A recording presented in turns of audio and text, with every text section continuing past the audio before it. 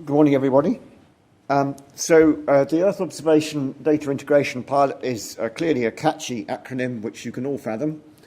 It is a jointly invested SSGP program between Defra and SSGP, and it's an end-user-led attempt to achieve the goal of operational application of Earth observation, making a difference in the cost-effectiveness and the effectiveness of delivery of policy.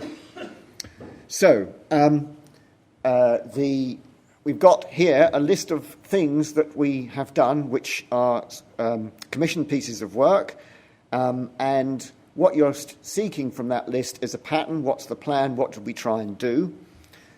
And so I'm going to show you a fairly simple diagram, which most of you could make up, which is to do with if you're going to really catch the interest of a big, very diverse department like the Department of Environment, Food and Rural Affairs and all its agencies, you've got to be led by applications, things that actually make a difference to the public and the policy officials and so on. But if you're trying to be an intelligent customer, you also have to address how you make that whole system efficient. So within a public sector organisation, I've heard the expression multipliers commercially. What are the multipliers across the applications that's going to make this efficient longer term? And rather ambitiously, in just 5 months, we thought we would tackle each of those 3 columns, and I'll come on to those. So we have the big goals in the SSGP, public sector saving money, innovation and so on by use of space technologies. Within the Defra roadmap, which was mentioned in the introduction, we have the goal of actually making this happen in 5 of the 6 broad policy areas that Defra has. And the project we did tackled trying to make a real step change in the momentum and the amount of actual applications we have across the Defra family. And with the 3 things, making innovation operational. So a lot of you from the outside in trying to innovate and provide solutions to the public. This sector, this is the other way round, looking at the business from within and really trying to make something stick. It's very easy to have demonstrators, to come up with concepts. It's very, very difficult to turn that into an operational system that changes business as usual, as we heard in the last speaker. We also tackled cross-cutting products. So that is, in addition to the applications, what is it that, if it was used across applications, would really improve the overall efficiency? And how can we mainstream the delivery of the new information, because Earth observation isn't used on its own, it's used with many other sources as part of the overall business as usual infrastructure for using information within Defra. So that was the challenge. It was only 5 months, 6 user bodies and 7 suppliers, so a recreational impossibility, but we've got a long way. And I'm going to take you first of all through some of the applications. So making innovation operational. The first one is perhaps a familiar story to those of you that know a little bit about the Department of the Environment. So one of the really big operations is CAP, the payment of agricultural subsidy, and doing that in an auditable and secure way. One of the existing processes is remote sense based. It's controlled with remote sensing. And that basically needed a pretty good modernisation to cope with having to be able to detect quite a lot more of the cropped environment and features on the land. And we had a project looking at that. And the outcomes of that project, piece of R&D, are that the Sentinel-based SAR, the radar-based capabilities, are proving very effective in meeting the modern challenge. And then I think I've just got a few metrics in as to, is the innovation operational? Although that project was only supposed to be doing testing in a couple of comparative tests at a couple of major locations, it was actually almost instantly used operationally. And the big message is that if we didn't get this right, the transfer back into field-based techniques would be phenomenally much more expensive. So that's my first one of these 6. We've now got a water quality monitoring application, and I hope you're all scratching your heads as to how we, from satellite, can measure chemical water quality. We're not saying that at all, don't worry. The problem here is that we have very effective networks for measuring water quality. We know a lot about the status of English rivers. Some of them are not desperately where we want them to be, as you can see from the headline 80% figure.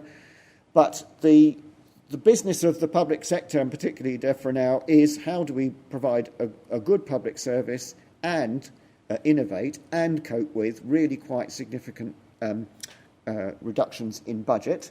So the very large water monitoring network there, you can see the number of samples taken every year, is a fairly expensive undertaking. And also one of the paradoxes is that a lot of the water quality doesn't change year on year. And so this project, with a team of 3 suppliers here led by RSAC, were trying to tackle that problem and really provide land-based intelligence to help the strategic monitoring function in the Environment Agency take decisions on where to monitor. So if they can monitor less, it will cost less, and if they can do that in a smart way, we won't increase our risk of being fined for not knowing our own water quality, and also we will have some other interesting benefits, like we can do more investigative work as to what the causes might be if we've got an information base. And actually the same information base is also going to help, we hope, target some of the agricultural advice as to some of the reasons why that water quality is changing. So the ideas are very straightforward. Again, the SAR-based innovation here from RSAC, so landscape or national level crop mapping, if that's available every year, you've got a picture of crop change. That's one, if you like, the new piece of information coming in from a satellite basis, combined with many other non-satellite-based pieces of information, topography and so on, and some of the more anthropogenic risk factors. You can turn that in using simple spatial processing into things like a heat map, i.e. where are the locations where the pollution risk from the land is greatest or where it's changing most. The heat could mean lots of things that could be played with. And you can also begin to do some analytical work looking at, from the very large body of empirical data, where the problem areas are. So again, some indications here of uptake. This is a demonstrator at the moment, but it's got a lot of very strong initial evaluation reaction within the environment agencies, and I think we're looking at plans to go from the little demonstrator to an operational pilot and adoption pretty quickly. Oh, sorry about that. Hit the wrong button. That's better. Right, so this is a different story. This is a Natural England story. This is in the uplands. So Natural England has to deliver biodiversity and other benefits across the landscape of England, and one of the toughest challenges is in the uplands because they are and always have been a difficult area to provide good quality spatial information on which to base planning for interventions such as altering drainage, hydrology, grazing, that kind of thing, and they have to conclude management agreements with landowners. And so the project here has been looking at how to do that, and that is really a good example of an integration project because it didn't, other than some sample image purchase, it didn't actually receive any money directly. It actually benefited from activities going across the other projects. So it got, basically this strategy is possible if it can use very high resolution imagery obtained for other Defra purposes. It has experimented with software license sharing across the group, and it's adapting methods developed for other projects to get the detail of outcome that it wants. So modern object-based and other classification techniques using multiple sources of data. And the confidence in this is quite high, and the goal for hitting that 300,000 hectare mapping target over a small number of years is now a pretty secure Natural England target. So quite related to that, so the real tough challenge for, if you like, the nature bit of Defra is the uplands, but that's only part of 1 million hectares of land that's managed for its habitat assets, both directly in terms of biodiversity, but in terms of the natural capital and services they provide. And again, as with the Environment Agency, the challenge is how to do that well, given significantly reducing budgets. And this study is really taking advantage of the multi-temporal, so many visits within a year of SAR and the sentinel pairing, SAR and Sentinel-2, the optical sensor, and looking at how to process that so that for each parcel of land, you've got a lot of information about how it's changing within and between years. And from that, Natural England will be able to work out what's called the condition, i.e. the sort of management state, or how close it is to the objectives you would like for those parcels of land, and hence have a more risk-based way of doing management or monitoring or managing that asset. And this, again, it's slightly earlier than the other examples in adoption. We've got, in this year, we had work from Environment Systems looking at providing detail for just grasslands, which are a major component across those million hectares. And there's now a phase, and in any public sector change, there's a phase of the business really understanding what the possibility is, getting its hands on it, playing with it. And that's where we are now, led by Natural England, and in fact my own organisation as well. I'm hitting the wrong buttons here. Right. So my final of the 6, forestry applications. This is actually one of the existing operational Earth observation applications across the Defra group. And this is the National Forest Inventory, where they already have used optical data to pick up planting and felling and other effects where trees disappear, like wind blow. That's an established application. The research that the EODIP has put in is trying to enhance that by bringing in radar, so SAR-based radar information. And the real gain, really, is to try and get trees are rather inconvenient. You can't spot them until they're so high. It's being able to pick them up earlier in their growth cycle, so picking up new planting, better canopy information, and smaller units. If we can do all of those things, then the capability and the benefits will increase greatly. And this is also quite interesting because the overall National Forest Inventory is not only run for carbon accounting and things like that, it's actually got a strong downstream use by the processing industry in their own investments in things like processing facilities. So it's keeping that asset of information going for that growth story. So that's my last of my applications. We're now moving on to the cross-cutting story. So this is a very simple table. On the rows of the applications, you can see across the top satellite and other data sources. And you can think, well, okay, they share many of the same satellite sources. That's not the story. The story is that across all of the applications for Sentinel-2, say, or the optical sensors, all of the applications are processing them to a very simple endpoint, which is NVDI, which is a productivity, can be thought of as a simple productivity-related measure. And so what we've said is, can we actually have that as a service that is provided across all of those applications, and would that then drop the cost? So this project has looked at that, and we think this is a major enabler across our applications, and also provides a simple, tangible product that will be used by many other applications across the department. We also looked at the IT end of it, and the story here is we've built a central data sharing facility for use across the Defra group, which would have the satellite products particularly on it. It also currently consumes Copernicus data directly. And really the story here is about mainstreaming. So it was really a test of the Defra GI strategy using open source software, and also the really tricky problems of sharing licensed assets across the department.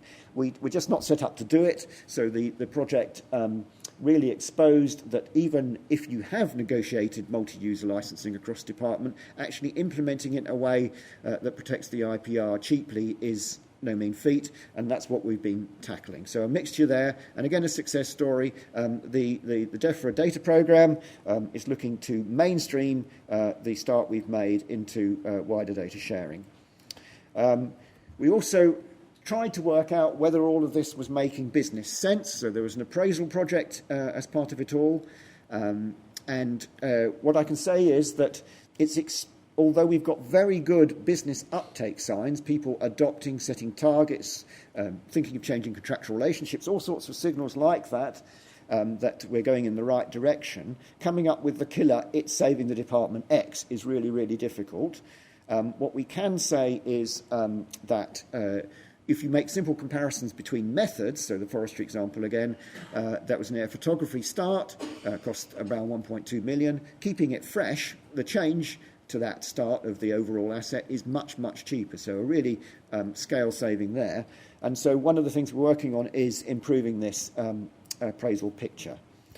And then I am at my conclusions, I think in my last minute, hopefully. So what can I say? A lot can happen in 5 months. We have around the room many of our partners that helped us with the work, and we all worked extremely hard, and thank you very much.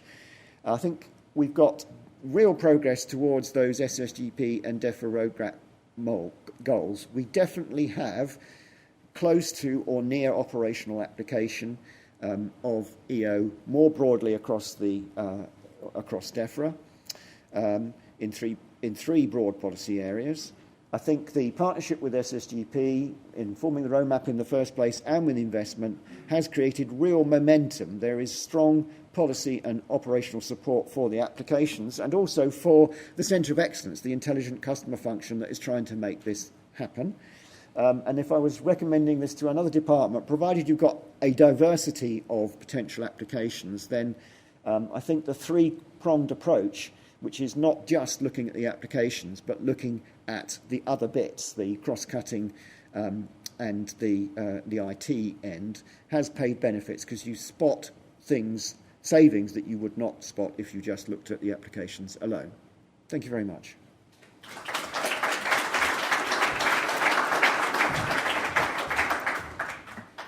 And are there any questions from the audience for Lawrence about this project in particular?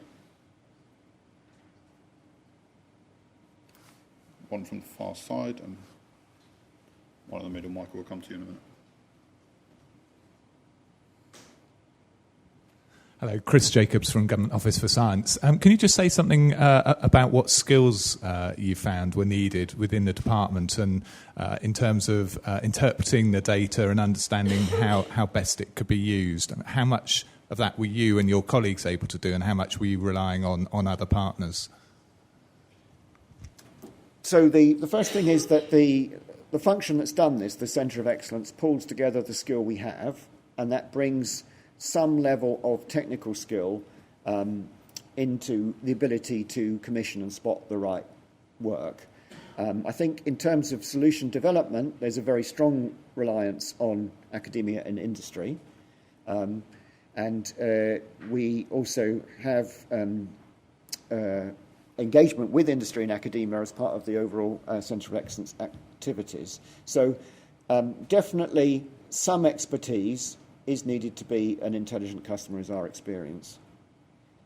Thank you. Michael had a question in the front as well. John's just come.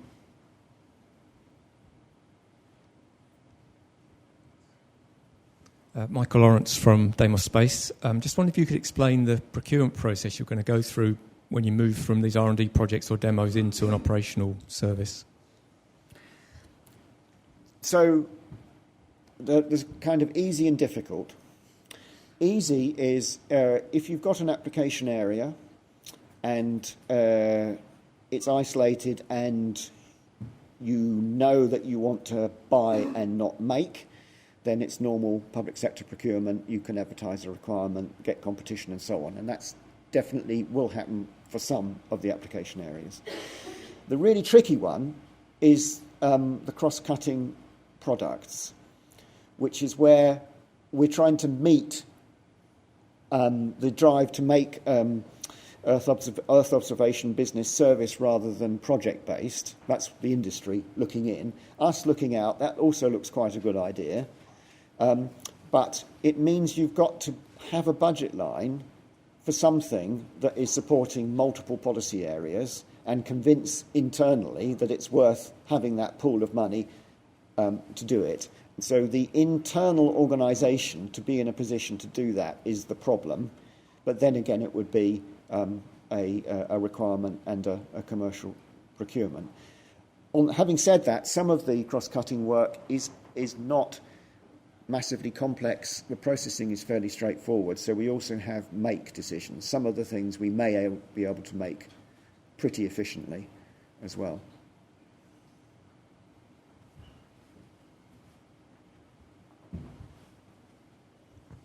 Rick Park, Natural Resources Wales. And Natural Resources Wales, I think we own about a sixth of Wales, and we've got very large commercial forestry element to our business.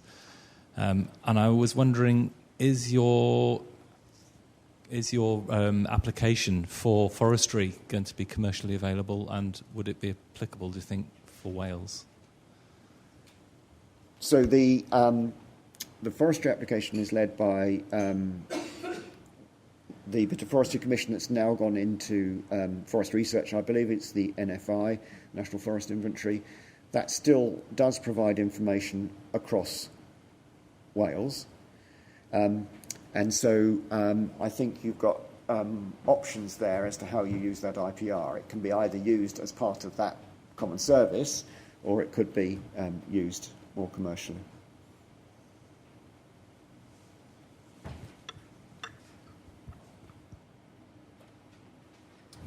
Any further questions at this stage? Great. Thank you very much, Lawrence.